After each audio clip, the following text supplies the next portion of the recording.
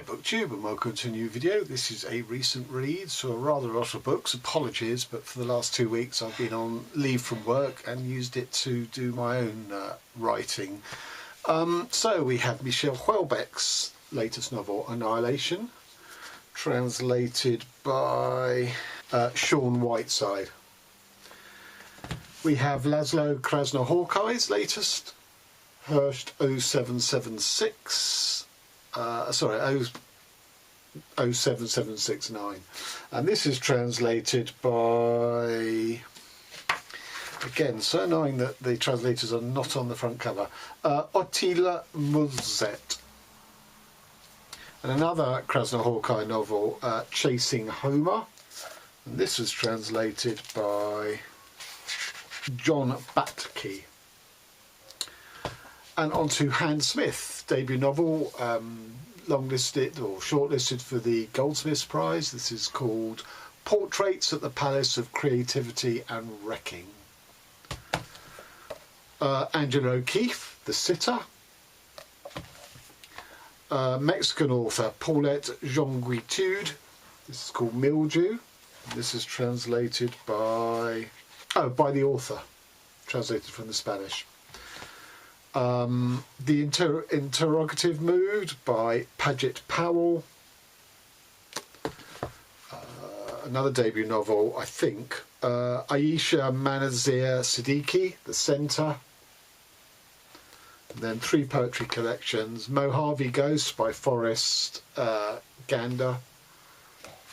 And then 2 Ukrainian poets. Charlotte Shevchenko-Knight, Food for the Dead. She's half Ukrainian, half British. And Still City by Oksana, Maksymchuk. So, on to Michel Houellebecq. So, I'm an unapologetic Houellebecq fan. I know that 2 accusations that are levelled against him historically. One is that he's offensive, which he is. But as with stand-up comedians, I think any artist has the right to cause offence. They shouldn't necessarily be dismissed or castigated for the offence. Obviously, if it's something that one holds dear, views that one holds dear, or beliefs one holds dear, you could not read or consume the other artists for that offence. And the other thing is that sometimes his writing is quite sloppy in parts. It's almost as if he sort of phones bits in. Now, I'm proud to say, not proud, I'm pleased to say with this that the latter accusation is nowhere in sight. I would say this is his most mature work. I mean, I've read everything of his in his fiction, and I would agree that in parts that there is sloppiness, but not in here. There's a consistent standard. And the other thing that's slightly surprising is Houellebecq's often accused of being sort of detached, sort of misanthropic. This has a surprisingly tender tone to it. It's got its usual sort of really impressive political analysis, and that's always politics that one would agree with, hence the accusations of offensiveness. But this is sort of set in the world of high politics in France, but also of domestic smallness. And it's within that domestic smallness, as I say, there's a sort of tenderness, almost a sentimentality in Houellebecq, which is why I think this is, as I say, his most mature work, coming, at the latter end of his writing career. Okay, so what's it about? So Paul is a man who is a financial controller. He has the ear of France's finance minister, because Paul is the only man this finance minister will trust. This finance minister is an extraordinary man who may or may not go on to run for president in sort of future French elections. And even if he isn't, he will definitely be the power behind the throne, because he's the true brains of his party. And as I say, Paul has his confidence almost uniquely. And Paul has an older sister who's very religious, very Catholic, and a younger brother. And the book starts with these sort of acts of terrorism and one of them directly targets the finance minister. When I say targets him, not in the sense that he's under threat of losing his life. These are initially victimless terrorist acts on property and wealth and sort of capitalism, and that two things about them. One is that they are sort of recorded for posterity by being uploaded to the internet, and two is they're sort of coded in they're like a puzzle. You have to work out what exactly these acts are, what their message is. But as I say, one of them directly targets the finance minister in that he appears in it, even though it can't be him, and yet Paul and he cannot trace any sort of fakeness about it, how it was done. So Paul is called in, to try and help track down with the French secret services and the intelligence services as to who's behind these acts of terrorism. And it's also in the run-up to the next French elections. And this is where Houellebecq knows his onions, because it's basically a straight shootout between a sort of Macron-type party, which is neither left nor right, versus the Front National, or whatever it's called these days, the right-wing French party. So that's the sort of the backdrop. You've got these terrorist acts, and you've got the sort of the run-up to the French elections. But then we get into much sort of more, as I say, domestic level of plot, where Paul's father has had a stroke, and the three siblings are sort of deciding what they can do for the father.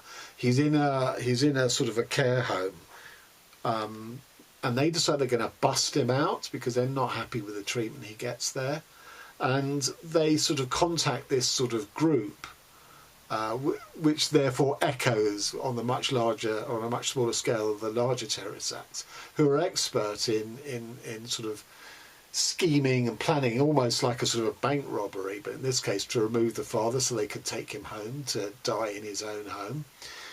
And that's where the tenderness comes in. And as I say, it's sort of juxtaposing this sort of, it's not terrorism, but it is a snatching out of an institution. It's a really interesting sort of dynamic.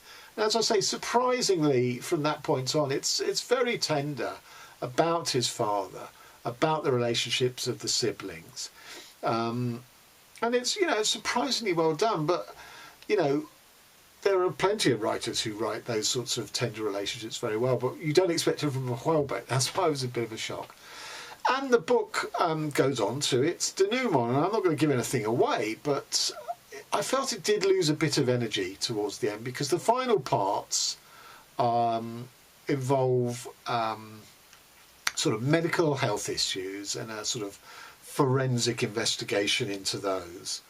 And Houellebecq drops in lots of literary reference stuff, both fiction and non-fiction, that Paul supposedly sort of rediscovers as he sort of, in his sort of dotage, is reading up these books. And I couldn't quite see where that was going. And also it meant that there was no reappearance of these terrorist acts. We never really got any resolution. We do get the election result and the fallout from that, but the terrorist acts sort of disappear, really, without ever being resolved, which I found was slightly frustrating. I would have liked to have known quite what they were. I mean, it's sort of implied who's behind it, but it's and sort of to what end. But I felt that was a bit unsatisfactory, as I did the whole sort of final part of the book. So I give it 4 stars.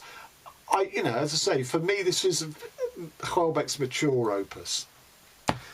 And on to Laszlo Krasznahorkai. So this is my 3rd Krasznahorkai. I read Sibo down below, which I didn't really get on with, but it's effectively short stories, although they were sort of thematically linked, and I just don't really get on with short stories. And I read this book, Chasing Homer, right before I read this one, and I'll talk about this separately. I buddy read this with Bob Black, and I have to say I think he was more taken with it than I was. I'm beginning to wonder whether, for me, Krasznahorkai sits with Bolano, who's these sort of lauded, esteemed literary authors who I just don't see it. They don't do anything for me. So this is set in Germany, in the state of Thuringia, which in the book, and I assume in real life, is a sort of hotbed of far-right German nationalism in our contemporary times, very anti-migrant, very anti the sort of liberal establishment as represented by Angela Merkel, although she obviously, and within this book, she steps down from power eventually. And the main character, although it is a kaleidoscope of everyone within this sort of large village or town, whatever you call it in Thuringia, who calls himself, his surname is Herschel, and 07769 is the postal code for the village or town that he lives in, because he starts writing to Angela Merkel about not only a threat to planet Earth but to the whole of the cosmos, because Herschel is, I don't know if you call him a simpleton or a village idiot, but basically he's been brought up in an orphanage, and he's rescued from there by a character called the Boss, who's also head of the local right-wing sort of group within the area. And this boss has a job where a little sort of a company whereby they basically wash off graffiti from walls.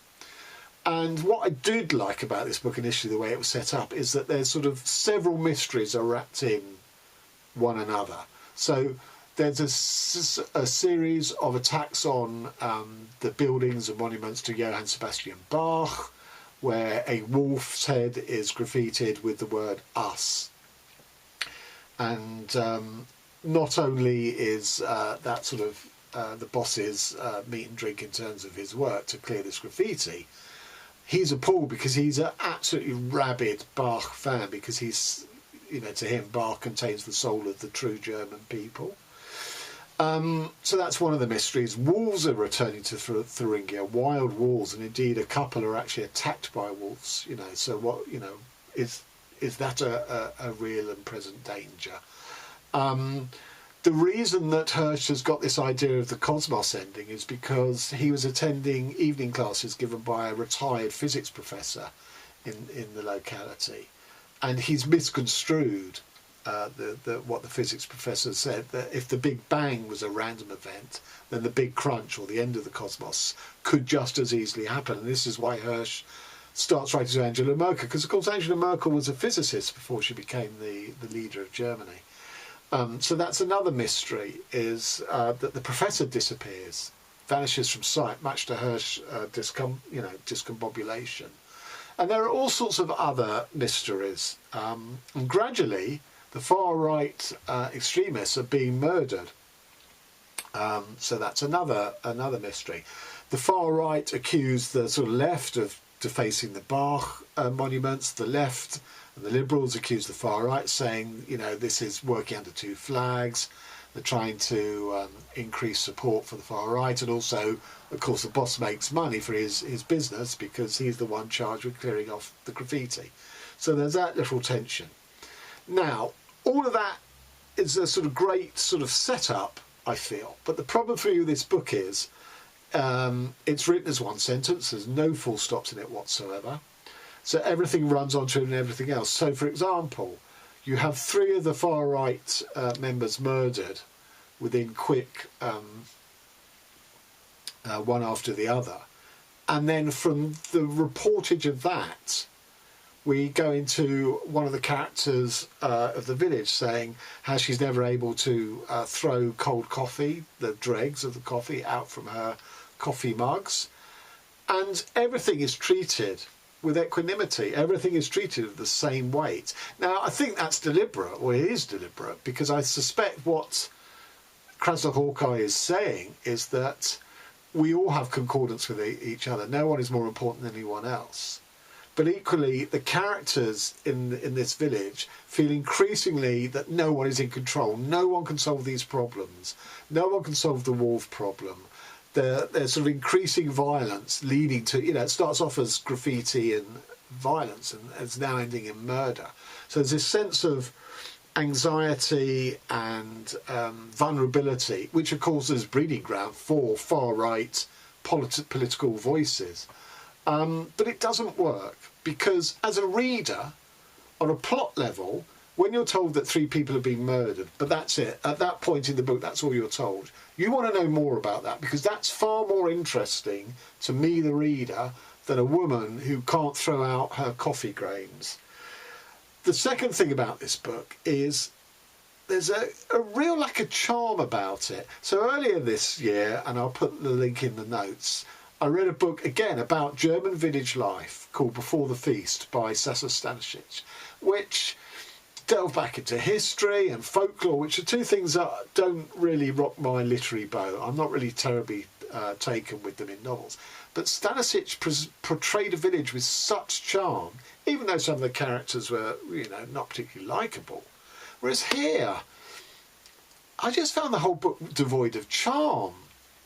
And the village, therefore, devoid of charm. And I know it's a village that feels anxious, but despite the fact that it's a run-on sentence throughout the whole book, I didn't feel a sense of tension, really, because the tension kept being broken up by mundanities and domesticity.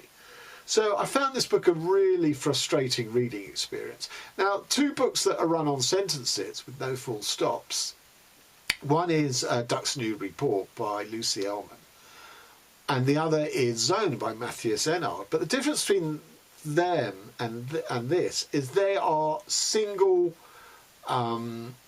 human minds who are relating everything in one sentence. In the case of Zone, it's the history of the Mediterranean through an ex-spy or an ex-intelligence officer who is travelling on a train across countries of the Mediterranean to deliver up his report, to sell off his report of all sorts of nasty, underworld acts of espionage and murder and things. And it has a real rhythm to it, but it has the rhythm of the train tracks, but it also has an internal coherency because it's one mind, one voice relating it, unlike this.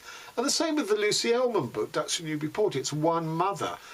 Yes, there's lots of things sort of pirouetting and ricocheting off each other because that's how our minds work, but it's still the same one mind, whereas here of course it isn't. So this didn't work for me on many levels, but I will say it's well written, and the choreography, how he moves his characters around between these sort of villages, satellite villages, and puts this one together with that one at just the right moment to advance the plot or to give us a drip feed of information. I did think that was very, very good. So 3 stars. And there's not much to say about Chasing Homer. It's a man who is on the run because assassins are on his trail, and he's giving us really his sort of off-the-cuff manual of survival, that all the precautions actions he takes in order to keep one step ahead of his would-be killers. So it's fast-paced, everything that one wasn't. And it's fun. It's good fun. It's very short, and I enjoyed it, but it was a bit there's nothing really to get to grips with. But I will say 2 things. First of all, there's lots of art like this within the book, specially commissioned.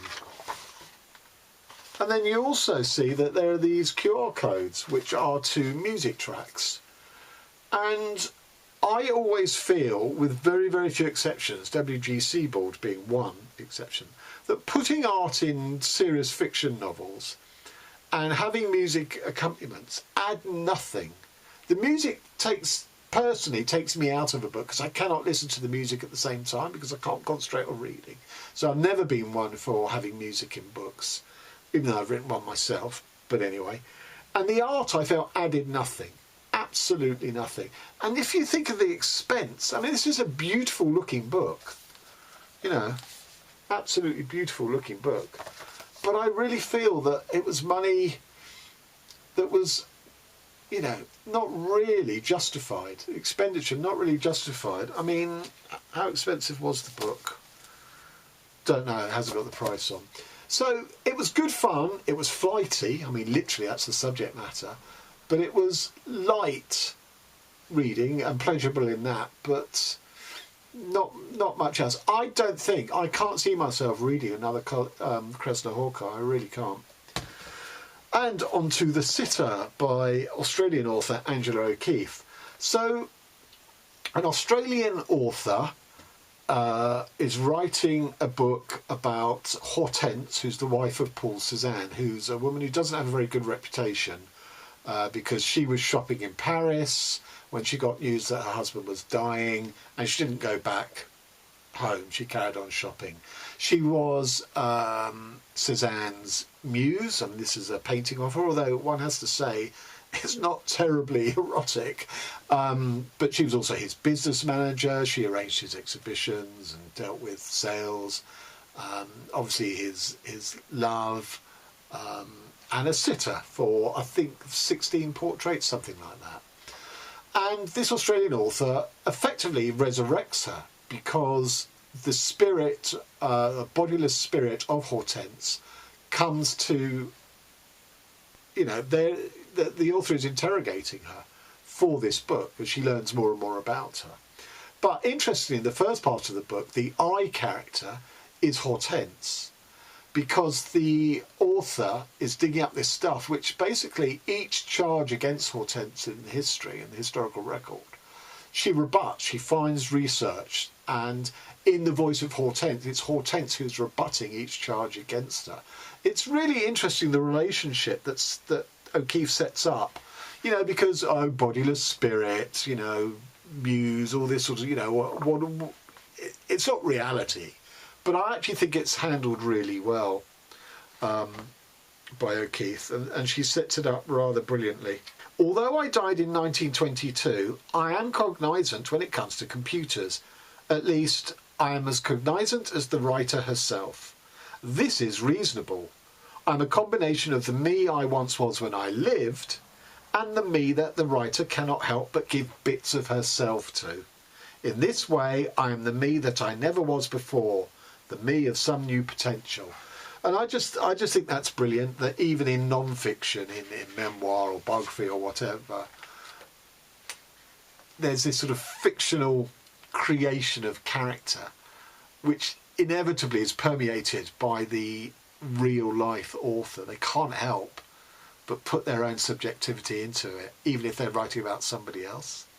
And again, as I say, the first part, the I character or the I voice is that of Hortense. One morning she looked up from her computer and murmured, "It's going to be all right, Hortense. It's going to be a book." Through the window the mountain glowed dimly in the cold light. I was sitting across from her at the tiny kitchen table, for when I grew weary of standing by her side, I would sit to face her, watching the lines on her face as she wrote my story. Lines configured around her features, sunken between her bones. Lines that I thought might tell their own story one day. And that's the key to the second half of the book, because the I and the she effectively switch, and we get the story of the author, who is basically, this whole activity is a grief memoir, that she was paralysed for 10 years after the death of her husband, and really started writing about Hortense Cézanne as a work project in order to, or as a marker of the fact that she was slowly emerging from her grief. But also, because Cézanne obviously is French, she flies over to France to continue her work, her research, just at the time the pandemic hits, and she's stuck, she's frozen physically, under lockdown in a hotel in France. And I think that's so brilliantly done, how it's set up initially, why do we have a sort of the hackneyed idea of a ghost or a spirit? I think is brilliantly laid down. Then we get the relationship of biographer to subject of the biography. And then we get the lens turned. This is all a grief memoir. I just thought this was superlative. And again, O'Keeffe can really write. So I don't know if you remember, but Notre Dame burned down in the 80s or 90s and has obviously been rebuilt. And this is Hortense following after the woman writer who's walking past Notre Dame. I came close to Notre Dame, the river between me and the church. I held onto an iron fence at the edge of the street. I don't know if it was because of the cold or the long walk, but I felt faint. Without a body, exertions are still felt. During the war, soldiers who'd returned injured from the front would cry out that a missing limb was cold or hurt or was simply still there. I forgot about the writer, forgot to check that she was still there. I looked across to the burnt church, to the space in the sky above it, where the spire should have been. And in a way, what she's not only saying, you know, the spire is like an amputated limb of a soldier, but her relationship with this woman, you know, she's sort of in awe at the burned church, and she's stopped to look at it, whereas the author has moved on. So in a way, it's a bit like an amputation of one from the other, because the writer is having doubts that she's ever going to be able to finish this project. She's having creative doubts that she's even on the right path with this. I just thought it was superlative, 5 stars. And on to another 5-star read, Hans Smith, Portraits at the Palace of Creativity and Wrecking. This is on, as I say, the Goldsmith shortlist. I've read 2. The other that I've read is Laura Paulson's novel, Spent Light, which is excellent. I've also bought Jonathan Buckley's book, Tell, which arrived today, so I haven't read it, but I'll read it over the weekend. So I would have read half the shortlist. And quite honestly, either Spent Light or this, I'd be happy for them to win, and possibly Tell as well once I've read it. So this is the story of a 14-year-old girl, presumably in Russia, because there are non-specific allusions to things like Pussy Riot, the invasion of Crimea and the Donbass region. So we're in Russia, but it's never specified. The city's not specified either. And this girl doesn't feel normal. She feels derealised from everybody else. And she's grasping at things to try and bring her back into normality, to feel like other people feel. So she has 2 girlfriends in her class at school, and they all decide that they are going to apply to be models, which is obviously a well-walked sort of career path in Russia and sort of a lot of the independent Russian republics. So they decide that they need a sort of a training regime, not only how to walk and parade, but also how to, you know, almost like sort of gymnasts or ballerinas, you know, to have total control over their bodies. So they undertake this sort of informal sort of training regime. But she's also drawn to a new girl at the school who's called Oksana, who seems very mysterious, very rebellious, is always sort of waiting outside the principal's office, having been kicked out of her previous school. And what we see is that there is a youth movement of protest, of activists against the current regime, which is obviously a very repressive, Putin-esque-like regime with, you know, a sort of, they're not called KGB anymore, are they? Whatever, they're the FSB, that's it, you know, brutal, repressive police force. And where they live is a river, and in the river is a statue that has either been dumped there or has toppled over. And they basically want to resurrect the statue, have it standing proud, because it was a memorial to a gulag or a labour camp in the area.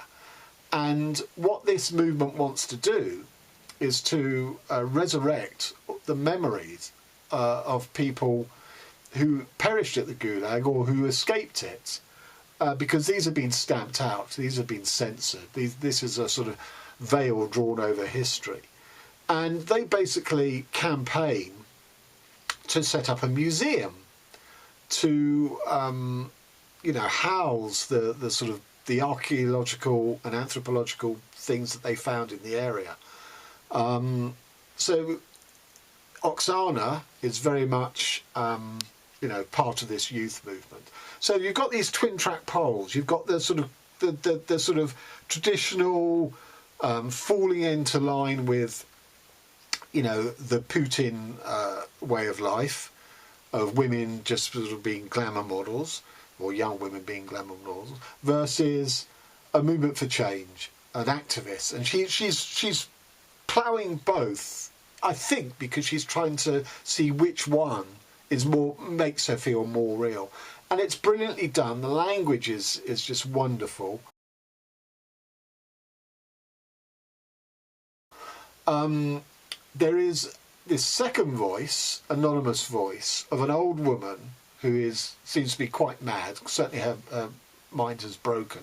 And gradually you realise that she's either a survivor of the camps, the labour camp, or she lost a child to the camps. And the 14-year-old visits her very regularly, and gradually sort of a line of communication which wasn't possible initially because this woman's mind is so fragmented, it coheres and it comes together and they form a genuine sort of, as I say, communication, but also a bond. And I just think it's so beautifully done. I won't spoil how it ends, but it's a really interesting, coded but not so obscure take on modern Russia, on Putin's Russia, but also obviously communist Russia as well.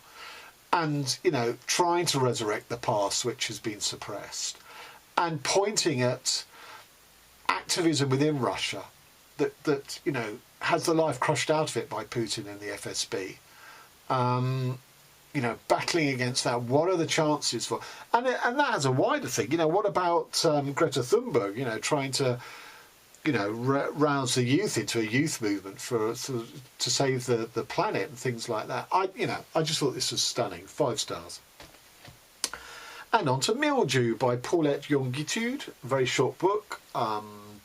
This woman discovers, she's in the bathroom taking a shower, and she discovers a sort of green mark on her upper thigh near her genitalia. And by a process of trial and error, and she realises that it's mildew. Well, you get mildew in bathrooms, but you don't really get them in human beings. And this mildew starts to grow, starts to spread and pullulate. And again, the setup is really, really good because it's clear that this is tied to various internal repressions and guilt that she's carried with her all her life. She's a mother, her daughter's about to get married, so that's the age that she is. And initially, is it about sex because it's near her pudenda, but then it turns out into other things. There are ghosts of people past that she's been involved with, them transitioning over to the state of ghosts. But it doesn't really go anywhere, I feel. It's a brilliant setup, it's a fantastic image, but I felt, it went in too many directions without ever really nailing any of them to the mast that this is, contribute. I mean, they're all contributing factors to this sort of psychosomatic state. But yeah, I was slightly underwhelmed by this. 3 stars. And onto the Interrogative Mood by Padgett Powell. So this entire novel, every sentence is a question, and the questions don't, and in most cases don't follow on from the previous question, and it's sort of bang bang bang bang bang because every sentence is a question. It's almost like an interrogation. You feel very much sort of as if you're there with this guy firing all these questions at you, even though, so there's a sense of menace, but it's never specifically spelled out because a lot of the questions are quite mundane, or there's no sense of threat to them. And as a reading experience, is interesting because half the time I found myself wanting to answer the question, what would be my answer? So I really liked the experience of reading this book until, again, towards the end, I felt, well, where's this going? What's this leading to? And I didn't think it was leading to anywhere. Was this one person interrogating another person as their hostage? Which it certainly had that vibes initially, but by the end, I'm not sure if it was. So I did enjoy it. I would give it 3.5 stars. So just, I can turn anywhere at random, just give you an example of the style. What is the largest zone of neglect in your life? Do you enjoy the study of physics? Have your own forays into plumbing been successful? Do you wonder more what has become of the normal people you have known or the weird people you have known? If you were the victim of a violent crime or a close member of your family was the victim and the perp alleged a junk food defence, would you be more upset or less upset than if he did not allege a junk food defence? Do you have a shorter temper than usual with a person who is snapping chewing gum? So, an interesting reading experience, but ultimately I felt a bit empty after it. 3.5 stars. And on to the centre. So this has a really interesting premise, like a lot of these books do. But again, by the end, I didn't feel it had seen it all the way through to a successful conclusion or apotheosis. So this woman, she's 31, she's of Asian descent. She's drifting a bit in her life in that she's working, providing subtitles for Bollywood films into English. And she's very aware of her identity and of oppressions on those identity, being Southeast Asia, being Asian. She's very aware of sort of colonial and racist, institutional racism against her. She meets this guy. He's a multilinguist. She's very impressed with his abilities, but he's a bit introverted. He's a bit of sort of uptight. So she sort of gradually sort of thaws him out, really.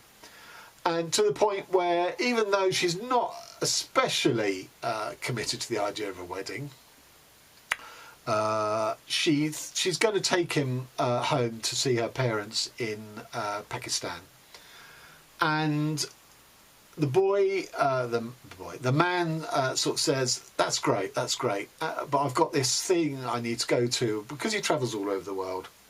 I've got this, using his language skills, I've got this thing for 2 weeks, I'll be back. And they go after, when he's returned, and it turns out that he can speak perfect Punjabi, which he couldn't before. So he lets her into a secret about how he has all these language skills, and that he attended this place called the Centre. And sort of secrecy is the utmost thing at the Centre, that each of their people who've been through the process are allowed only to talk about it to one person who they think, first of all, is highly trustworthy, not to spill the beans, but actually might be interested in undergoing the process at the centre themselves. And that's the case with this woman. She, you know, first of all, there's an alarm bell going in her head, you know, sort of, why has he done this? Why has he learned Punjabi just to meet my parents? But anyway, so she's always wanted to learn German or speak German. So she goes to the centre to study German.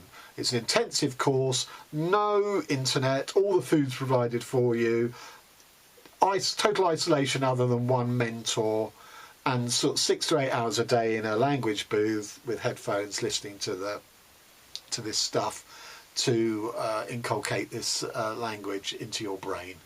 And she comes out and she speaks perfect German, and she starts translating books into German. They become a success. She's now on a steady career path as a translator.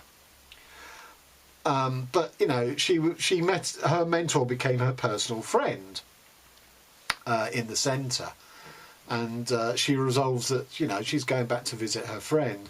And at this point, it's an interesting novel because it's actually also sort of playing off the colonialism ideas, the appropriation ideas, against the notion that if you are aware of other languages and can think in other languages and speak them and dialogue with people in their native tongues, that's going to change the nature of your brain chemistry, or at least make you more empathic. It's going to change your worldview, basically. Now, that's a really interesting concept, but it's never really, I think the author shied away from really delving into it and getting to grips with it and taking it in interesting directions, because the last third of the book becomes plot-based and sort of very Soylent Green, if you know that movie. I don't want to say too more, but I did find it got ridiculous, and it's to do with the processes that they use at the centre. So after a really promising start and some interesting ideas, it didn't deliver. 2.5 stars. And on to the 3 poetry collections. So this is Mojave Ghost, which is another buddy read with Bob Black, long time subscriber to my channel, and we both love this. So Forrest Gardner was married to a poet called E.G. Wright, who was probably better known than he was, but she died young. And this book originates from the loss of his mother and his wife within 3 years of each other. Obviously a sort of huge period of grief, 2 real body blows. And in real life, he resolves he's going to walk along the length of the San Andreas Fault with a buddy. And it's when they pass through the town of his birth, which is, you know, part of the journey along the San Andreas Fault, that this collection starts taking form. And it's just so beautiful. It's not heavy spatula, you know, ladled on grief. It's done really subtly. It is imbued with the landscape that he grew up in and is now experiencing along this walk. It's grief for his wife, it's grief for his mother, associated with the landscape. But as I say, it's not overdone. There's so many beautiful images and beautiful sentences or verses. You know, this is just a wondrous collection. 5 stars. And on to Charlotte Shevchenko-Knight, Food for the Dead. As I say, she's of Ukrainian origin, or she may actually be Ukrainian, but she's married to a British man. And this is about the experience of Ukraine, filtered through 4 or 5 sort of headings where the poems, even though they're quite different in sort of style and everything, are batched together under these sort of filters. The first filter is that of her grandmother and the role of the grandmother in Ukrainian society, a bit like the babushka in Russia, I suppose. Then the next one is about the hunger, the great hunger, which was prompted by Stalin, where he basically starved the country of Ukraine to bring it to heel to the Soviet Union. Sorry, it's called the Holodomor. So, for example, her grandmother experienced the Holodomor, and, you know, obviously when you've been sort of on the point of starvation, you have a very different attitude to food and throwing things away or eating scraps and all this sort of stuff. So there's that filter. Then there's the one about corpse, about death, particularly the death of her grandmother. Finally, we come to the one about the war with Russia. And there's just one poem which absolutely blew me away in that war section. This is called Headless Chicken. The word Dedus means grandfather or grandpa. Dedus Ola is in the barn preparing dinner. Mama walks in early, spots his reflection in the cleaver. Decades later, mid-argument, tells me, headless chicken do walk and there is no grace to them. Tells me, I am unable to look after myself, just a child. Seconds later tells me, I should have kept the child growing in my child body. Implies this is how I could have grown into a woman body, like a wildflower or tumour. Within those seconds, maternal futures wink from the back of a knife, and I am back in the clinic, head pressed against the table, cleaver hanging over my neck. I'm about to be so graceful, I can taste my own blood. Stunning, stunning poem. 4 stars. So I came to this from this, because I read this one first. This is Still City, Diary of an Invasion, in poetry, by Oksana Maksymchuk, who acknowledges Charlotte Shevchenko-Knight, both being British Ukrainian poets. So this is a poem, this is a collection about Russia's invasion of Ukraine. I'm just going to read a couple of poems and a small bit, because it's a book of war poetry. This is called Rocket in the Room. What the rocket has in common with the room full of children is its current location. Somebody thought the rocket belonged in the room with children, and now it's here. In time, someone else will come and collect the pieces of the rocket and of the children, weeping and shouting insults at the sky. But for now, this rocket and these children are an unsorted matter, a puzzle waiting a solution. Ugh, terrifying. This is called Memento. I try on forgetting like a new pair of shoes. In the mirror, light slightly flickering, it appears almost tolerable. Yet when the lights go out, it pinches and gnaws, stabs and corrodes, a sizzling acid. Rage rises from souls to my throat like a foaming stream. I let out scream after scream. My feet are bleeding and so are my teeth. So as you can see, this very much situates the experience of war from the civilian point of view. Going into bomb shelters, losing power for great chunks of the day, the scramble for food. And just, you know, 2 lines, which I think are brilliant. Dancing around the minefields, a secretive hide and seek. So, wonderful. 4 stars.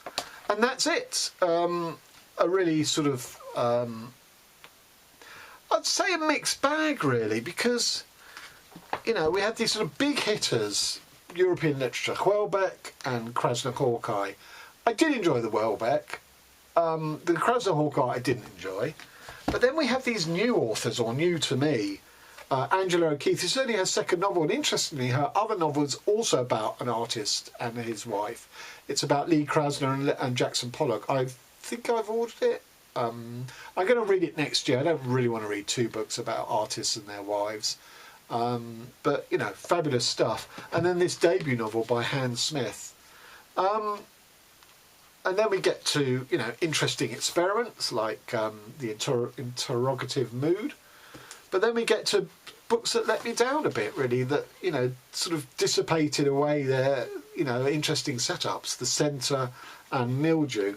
And then finally, you know, 3 stunning poetry collections. I mean, Mojave Ghost is probably in with a chance of being in my top 5 poetry collections this year. I've read probably 20. So with Denise Smith and Victoria Chang, I mean, those are my top 3 collections. But these 2 are very important as well. So there you have it. Until next time, thanks very much.